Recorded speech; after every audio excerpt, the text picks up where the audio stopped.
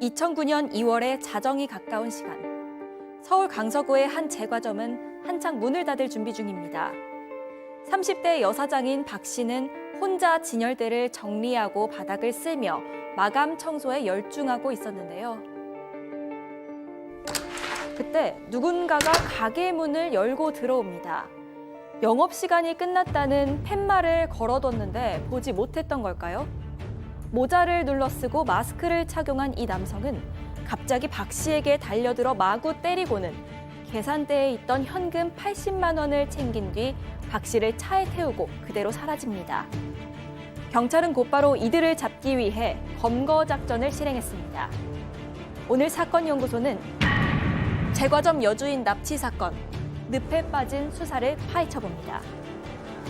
자, 정말 일부 중남미 국가에서는 납치가 거의 일상화가 돼 있다고 하지만 서울 한복판에서 그것도 2009년 납치 사건이 벌어졌습니다. 자, 이 기자가 그 내용 좀 간략히 정리해 주시죠. 네, 일단 2009년 2월 10일 오후 11시 40분쯤이고요. 이 서울 강서구의 내발산동에 위치한 한 제과점에 두 명의 괴한이 들이닥칩니다.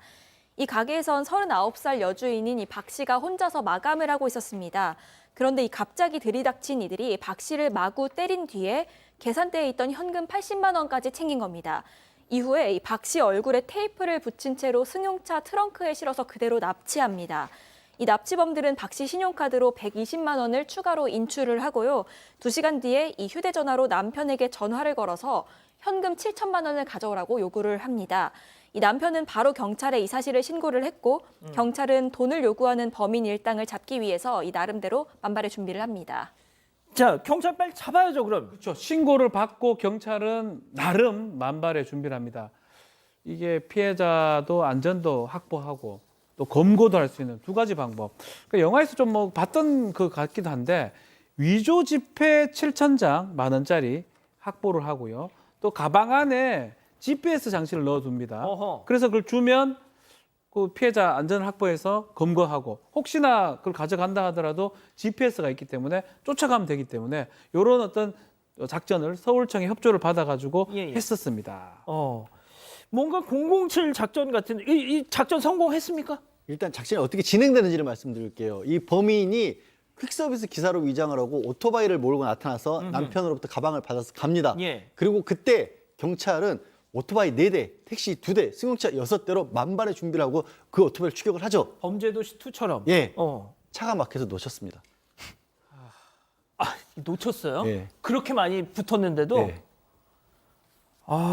교수님, 그 가방에 위패가 담긴 가방에 GPS 그거 붙여놨잖아요. 붙여놨죠. 예.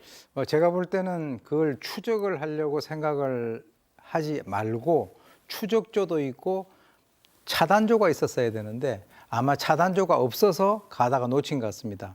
그래도 일말의 희망을 가졌던 것이 바로 그 가방 안에다가 GPS를 갖다가 예. 집어넣어 놨거든요. 예. 그랬더니 이 범인들이 돈만 싹 챙기고 가방 버려버렸어요.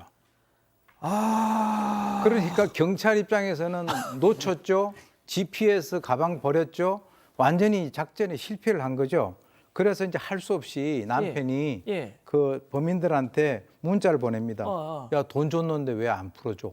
내 와이프 돌려내. 돌려줘. 어. 돈 줬잖아. 예. 그랬더니 그래도 납치범들이 알겠어 라고 하고 난 이후에 그날 저녁에 경기도 광명역 있는데 이제 그 아내를 갖다 풀어줬는데요. 이때는 그래도 추정컨대 아마 그 돈이 위패인지 모르는 상태에서 이제 돈은 우리가 챙겼으니까 이제 사람은 보내자 이렇게 해서 결국 이 피해자가 돌아왔습니다. 아니 뭐 이렇게 범죄도시 2에서는 그렇게 되게 멋있게 하더니 이렇게 허무해요 작전이 이게.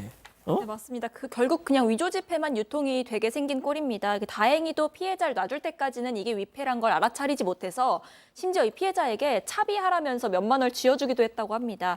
이후에 이 범인들이 모텔에서 서로 돈을 나누면서 그제서야 이게 위조 지폐라는 걸 알아차렸습니다.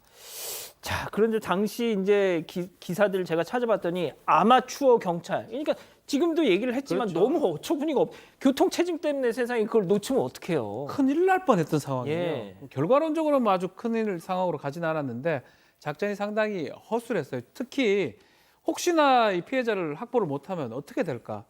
위패인 게 지금 걸리면 어떻게 될까? 맞아. 위해를 가하지 않을까? 그렇죠. 그리고 만약에 위패가 시중에 유통되면 또 어떻게 될지. 이게 이른바 뭐가 실패되면 플랜 B가 있어야 되거든요. 그렇죠. 예. 플랜 B가 없이 그냥 잘 되겠지 이렇게 했던 것 같고 기자들이 질문해요. 혹시 이게 위패가 유통되면 어떻게 됩니까? 질문하니까 그럴 수도 있겠네요. 라고 답을 했다고 합니다. 세상에. 그러다 보니까 아마추어 경찰, 허술한 경찰 이런 어떤 기사가 떴던 것입니다. 양 변호사님 어떻게든 그 부인은 돌아왔으니까 인명 피해는 없으니까 거기까지는 오케이. 자 그러면 이 위패 유통 그리고 이거를 들고 있는 이 범인들 빨리 잡아야 되잖아요.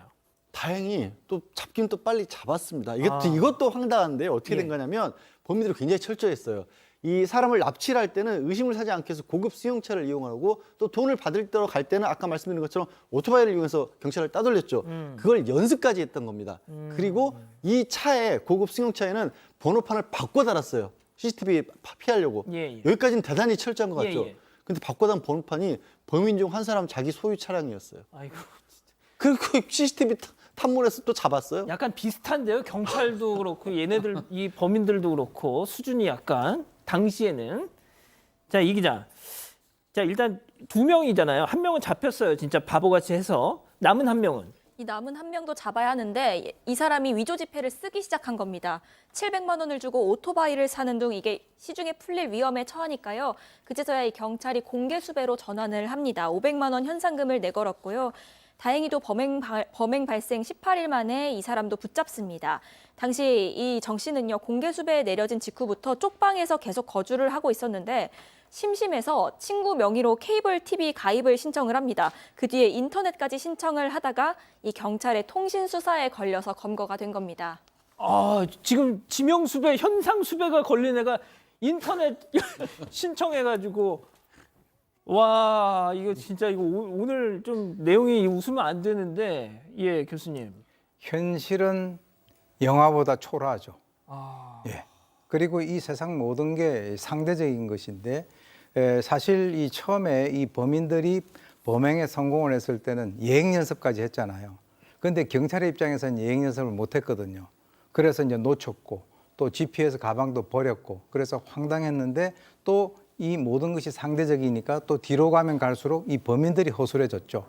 자기 그 번호판을 붙였고 또 이제 그 인터넷 사용하고 해서 이 통신 수사에 걸렸는데 제가 봤을 때는 누가 더 허술한가에 따라 가지고 결국은 그 범인들이 최종적으로는 경찰보다 더 허술했다. 그래서 그러네요. 잡힌 것이라는 거죠. 자 지금 위패가 일부 유통이 된 거 그게 문제인 거잖아요. 네, 맞습니다. 그러니까 유통업계도 난리가 난 겁니다. 가짜 돈을 받으면 안 되잖아요. 그렇죠. 그래서 이 계산원들을 교육시키고 그 위패 샘플을 붙여놓고 뭐 이런 식으로 대비를 했다고 하는데요. 그 당시에 위조 지폐 어떻게 구별하는지 제가 조금 준비를 해봤습니다. 보시면 원래 현금의 지폐에는 이렇게 일련 번호가 있잖아요. 근데 이 위패 일련 번호는 모두 똑같습니다.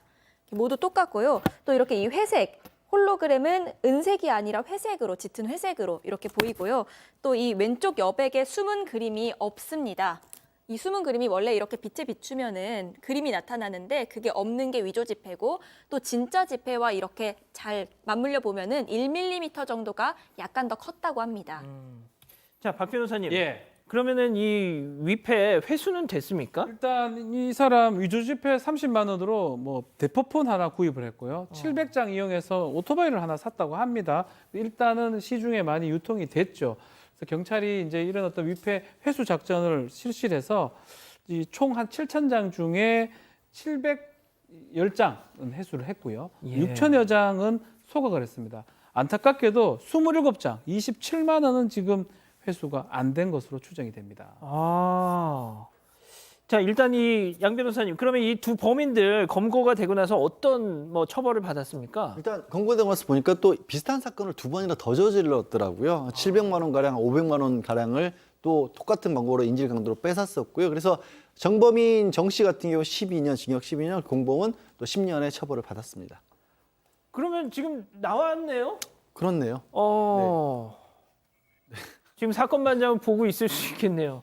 자 교수님 일단 뭐 마무리를 좀 해주시죠. 뭐 이 진짜 덤앤더머 이렇게 약간 그 경쟁을 하다가 어떻게 보면 허술했던 경찰보다 더 멍청해 주는 바람에 다행히 검거가 됐던 이 바보들.